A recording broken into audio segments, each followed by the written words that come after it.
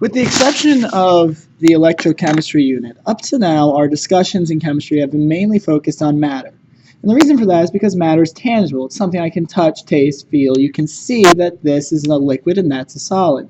However, it doesn't include energy, which chemistry is the study of matter and energy and the changes they undergo. And a lot of questions you'll end up losing points for on the AP exam if you don't discuss energy in some form or another. Because a change in matter is proportional or is directly caused by a change in energy. So the two are related, particularly when we're talking about the collision theory. So again, just to review, the collision theory is the theory that two molecules must collide in order to react. Not only do they have to collide, they have to have enough energy, and they have to be in the correct orientation. The general rule is that if you increase the temperature by 10 degrees, the reaction rate doubles. But what does that mean in terms of K? Because remember, we've been working on reaction rates, and we know that concentrations help determine reaction rates. The mechanism or the order of that reaction, it helps determine the rate. But then there's a value of K, the reaction constant.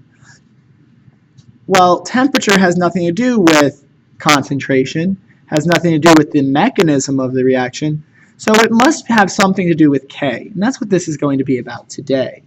There was one scientist in particular who was very interested in reaction rates and energy, and that was Arrhenius. Yes, the acid guy. For those of you who have taken AP or have taken general chemistry before this, you know that Arrhenius acids and bases are a way of determining if something is an acid or a base. Well, he was actually more interested in energy. Arrhenius proposed a theory on when it came to energy and matter.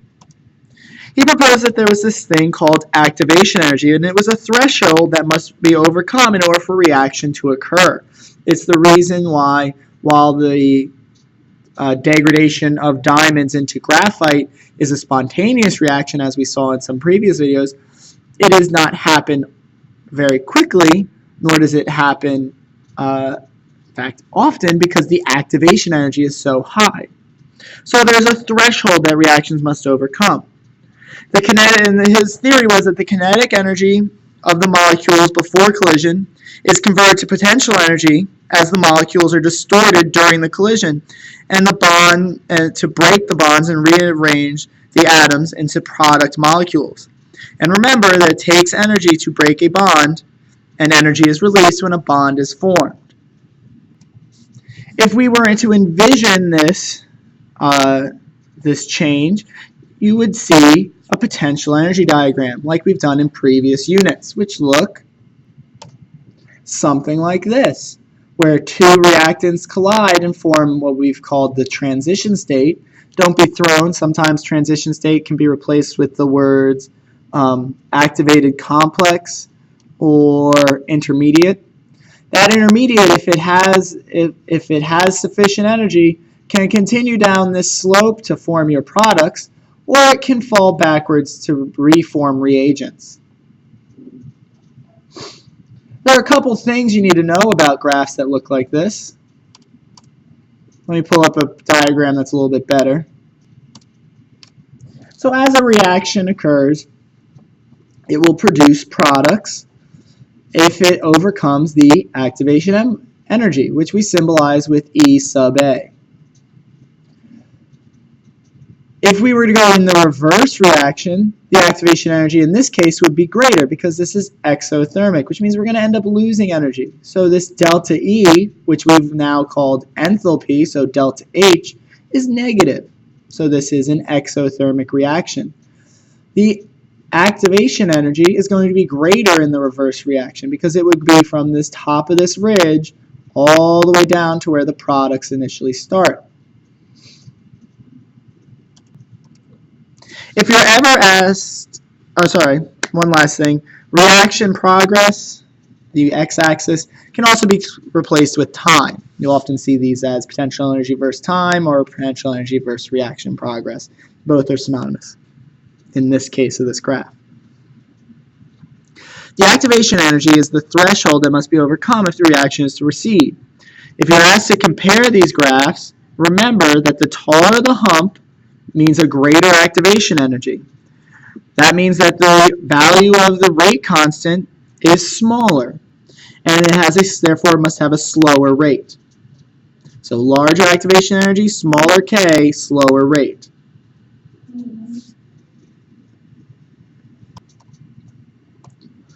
Notice that in the previous graph there was no discussion of temperature. And that's because temperature is different. Whereas before we were talking about potential energy, temperature is an average kinetic energy of a system. So temperature is proportional to the kinetic energy of a system. So at higher temperatures you have a higher kinetic energy, and therefore those molecules have more energy, which means that when they collide they're going to have more energetic collisions. Think heat them up, speed them up. You make them go faster, they're going to hit each other at much greater speeds. So what the AP exam will often ask you to do is to examine two different temperatures and talk about, or give you a graph that looks like this with the number of collisions versus energy. And it'll say, okay, temperature 1 is less than temperature 2, and explain how you know that. And this is all about, this graph is a little counterintuitive because it deals with area under the curve rather than just simply the height. So while at temperature 1 it would appear that there's more collisions, but none of those collisions, or a few of those collisions, actually have enough energy to produce a product. And therefore we would say that there's less collisions with temperature 1, so it must be a lower temperature. Temperature 2 has more collisions occurring after the activation energy has been reached, and therefore it must be the higher temperature.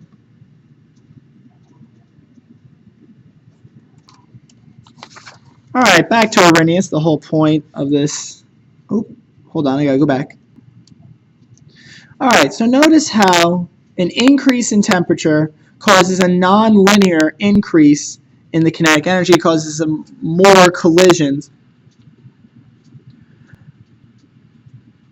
because there's a nonlinear increase in energy and temperature. It's actually exponential. If you increase temperature by 10 degrees, you don't increase the kinetic energy by 10 degrees, you actually double it. So every 10 degrees, you're doubling. That's an exponential growth. If we wanted to see it as linear, because remember, we're trying to keep this simple for you, so we want to do everything as y equals mx plus b. If we want to keep it simple, we would have to take the natural log. So we're going to be doing a lot of natural log. That LN button on your calculators will probably be worn out by the time you're done with this class. For those of you math geeks out there, Arrhenius came up with a formula for calculating the rate constant and the kinetic and the activation energy of a reaction. And it is very big and a crazy formula. It's the rate constant equals, and there's some values here we actually know. For example, we know that capital T means a Kelvin temperature. We know E sub A is activation energy. And R we've seen all over the place. R is simply the gas constant. And in this case, we're going to use one that has a unit of energy, because kinetic energy, or because activation energy must be some sort of energy unit. So that's going to be the one that's 8.31 joules per Kelvin mole. It's on your given sheet. But then there's some that we haven't seen before. For example, P, which is the fraction of collisions with proper orientation, and Z, which is a constant related to the collision frequency. And then E is simply the inverse of natural log. So we've seen that as well before when we were trying to find K earlier. The fraction of collisions with specific energy, we actually are going to rename something else later. But again, we want this to be simple. So that we can put it into a linear form, y equals mx plus b, and I'll save you all the math and craziness because I personally don't know it, that went into forming a formula that looks like that, and just give it to you. So y is going to be the natural log of the rate constant.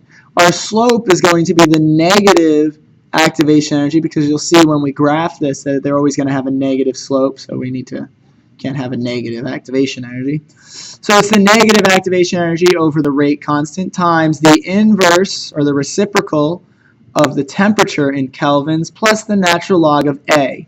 And A is simply that fraction of collisions with sufficient energy for the reaction.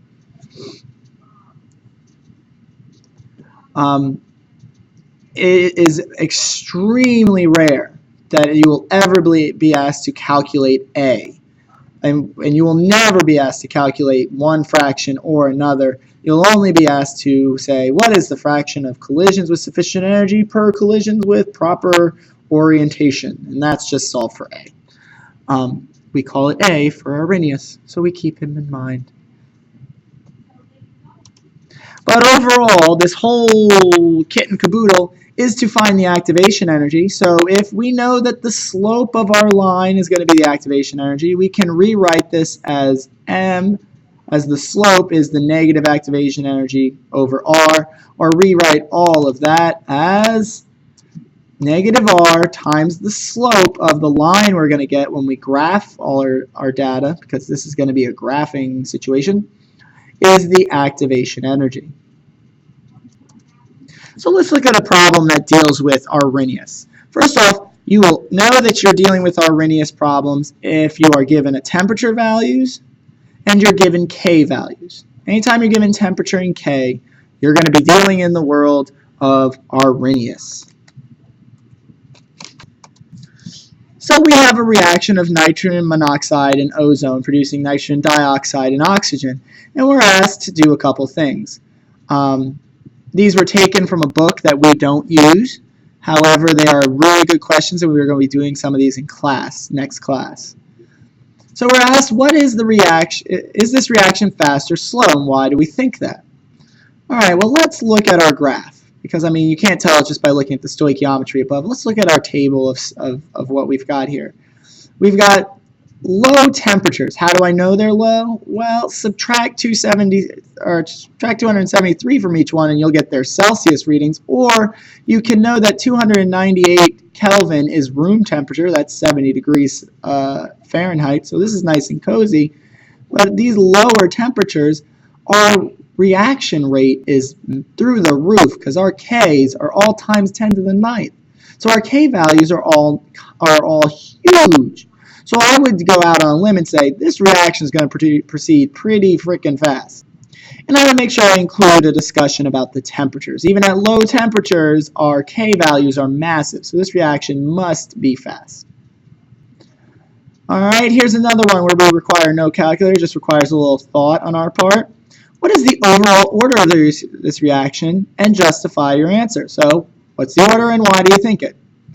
Well, our order here is going to deal with K, right? Because we can figure out what the order is from our K values, because that's a step we used.